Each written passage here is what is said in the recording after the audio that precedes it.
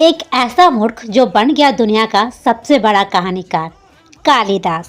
नमस्ते भारत, मैं स्वाति। आज हम बात करने वाले हैं एक ऐसे व्यक्ति के बारे में जिन्हें दुनिया का सबसे बड़ा मूर्ख भी कहा जाता है और दुनिया का सबसे बड़ा ज्ञानी व्यक्ति। आज हम जानेंगे कि कालिदास आखिर कालिदास कैसे बने। ये कहानी शुरू होती है राजकुमारी विद्योत्मा से, जो अत्यंत रूपवती और शास्त्रों की परम ज्ञाता थी।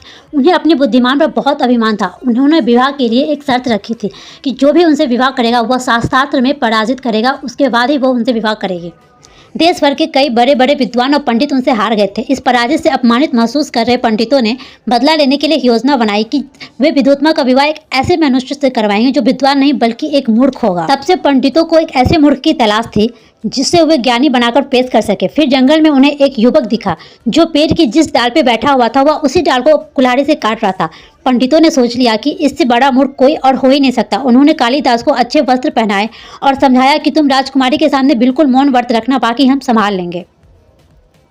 पंडितों ने विद्योत्मा के दरबार में कालिदास को अपने मौन गुरु के रूप में पेश किया, जिसके बाद दोनों के बीच इशारों में शास्त्रार्थ शुरू हो गया। विद्योत्मा ने एक उंगली दिखाई जिसका अर्थ था कि ईश्वर एक है। कालिदास ने सोचा कि वह उनकी एक आंख फोड़ने की बात कर रही है, इसीलिए उन्होंने जवाब में दो उंगली दिखाई।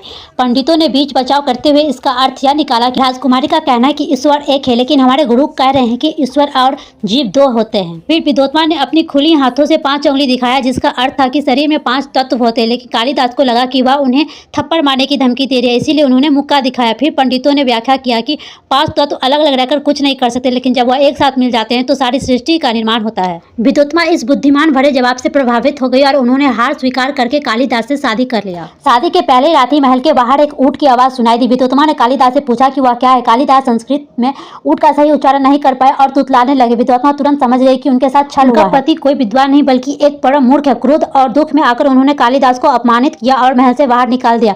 उन्होंने कहा कि जब तक वे सच्चे विद्वान नहीं बन जाते तब तक वह वापस न आए। पत्नी के इस धिक्कार से कालिदास के मन को गहरी ठेस लगी। उन्होंने आत्मज्ञान और विद्या प्राप्त करने का दृढ़ संकल्प लिया। वे देवी काली के मंदिर जाकर वहां कठिन तपस्या करने लगे। मां काली के आशीर्वाद से उन्हें अपार ज्ञान और बुद्धि की प्राप्ति हुई, जिसके बाद उनका नाम कालिदास पड़ गया, यानी कि काली के दास। इसके बाद उन्होंने वर्षों तक शास्त्रों का गहन अध्ययन किया और संस्कृत साहित्य में कई अमर ग्रंथों की रचना की, जैसे कि मेघदूत, रघुवंशम और आदि बहुत सारे।